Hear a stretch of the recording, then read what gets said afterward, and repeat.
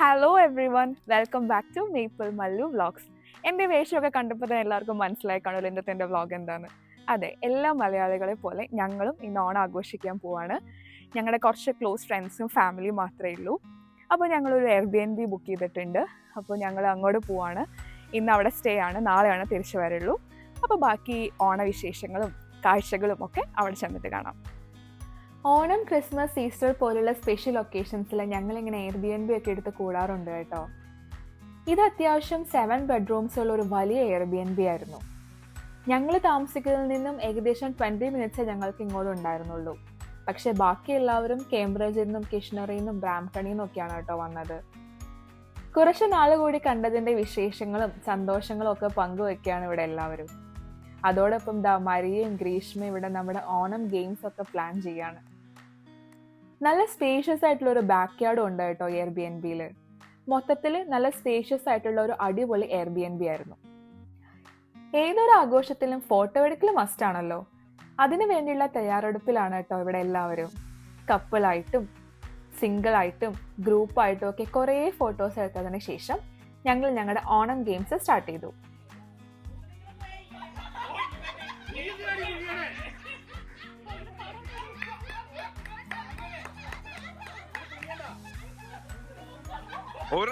അടുത്ത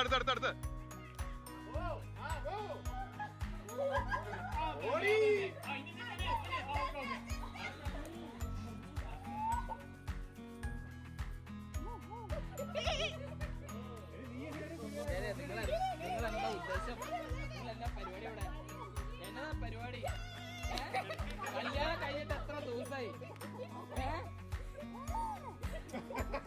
അത് പോയി ചാടിപ്പോയി പയ്യെ കളിച്ചേ രോമേ.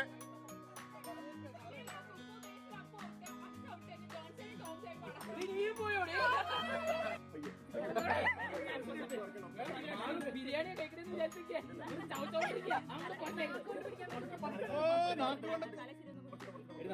ചാടി പോട്ടോ. മോട്ടിവേഷൻ ഒന്നും ഞങ്ങൾക്ക് കിട്ടിയില്ല.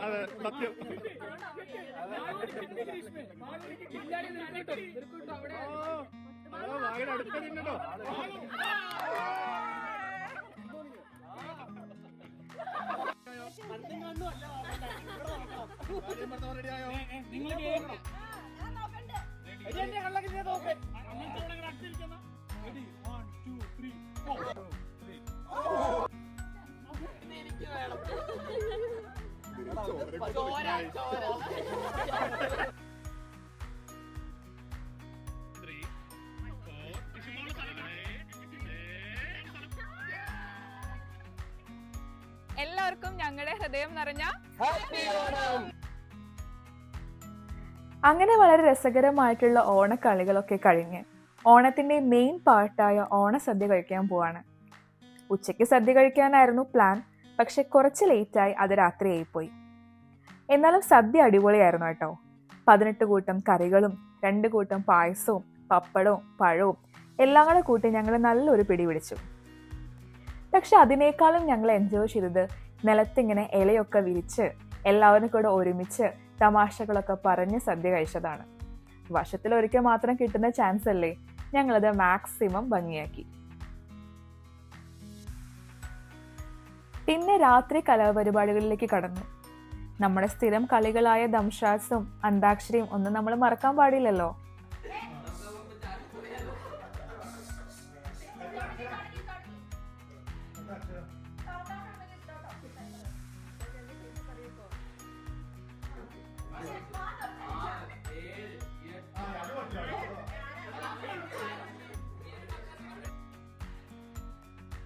നമ്മൾ നമ്മുടെ പേരൻസിനെയും കസിൻസിനെയും റിലേറ്റീവ്സിനെയും ഒക്കെ വിട്ട് എബ്രോഡ് താമസിക്കുമ്പോൾ ഇങ്ങനെയുള്ള ഗ്യാതറിങ്സ് ആക്ച്വലി വലിയൊരു റിലീഫാണ് കേട്ടോ.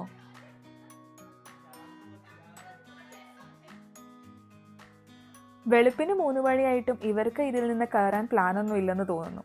എന്തായാലും ബാക്കി ഞങ്ങൾ എല്ലാവരും ഉറങ്ങാൻ പോയി.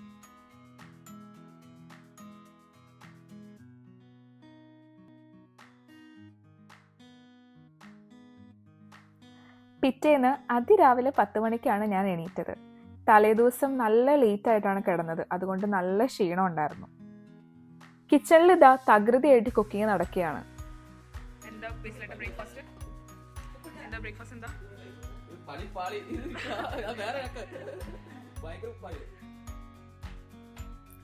ബ്രേക്ക്ഫാസ്റ്റിന് ഇതാ ബ്രെഡ് ടോസ്റ്റും ഓംലെറ്റും ഒക്കെ റെഡി ആവുന്നു.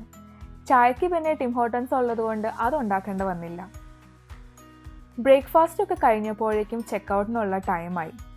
അങ്ങനെ മനസ്സോടെ ഞങ്ങൾ അവിടെ നിന്ന് ഇറങ്ങി.